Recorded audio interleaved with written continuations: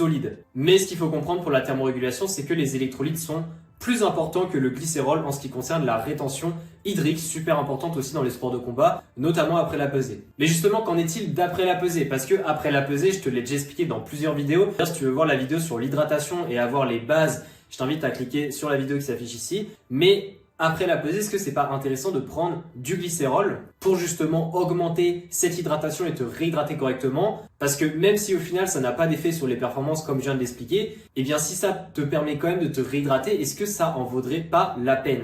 Il est vrai que le glycérol, oui, peut aider à te réhydrater correctement parce que ça va t'aider à retenir de l'eau. Mais par contre, comme je l'ai expliqué, il faut pas t'attendre à des effets sur les performances. Et en plus de ça, eh bien, le glycérol peut aussi amener à des effets secondaires. Par exemple, certaines personnes le tolèrent mal et donc ont des ballonnements, ce qui est évidemment à éviter parce que si juste après la pesée, tu prends ton glycérol et tu as des ballonnements, ça veut dire que durant tes combats, tu auras probablement encore ces ballonnements. Et en plus de ça, eh bien, certaines personnes sont encore plus répondantes au glycérol que d'autres et ça veut dire qu'elles vont encore plus emmagasiner de l'eau, ce qui peut carrément leur faire prendre beaucoup de poids en eau. Et même si tu te dis que c'est super cool pour la réhydratation, eh bien, le problème, c'est que ça va quand même te rendre plus lourd et donc ça va peut-être t'empêcher d'être plus vif, d'être plus explosif dans tes coups et aussi tu auras juste une sensation de lourdeur qui n'est peut-être pas du tout agréable pour toi durant ton combat. Et c'est pour ça que oui, le glycérol, il a fait ses preuves en termes de l'hyperhydratation, c'est-à-dire le fait d'augmenter ton eau dans le corps, mais il n'a pas fait ses preuves dans les performances sportives. Et donc, l'alternative que je te propose et que moi je conseille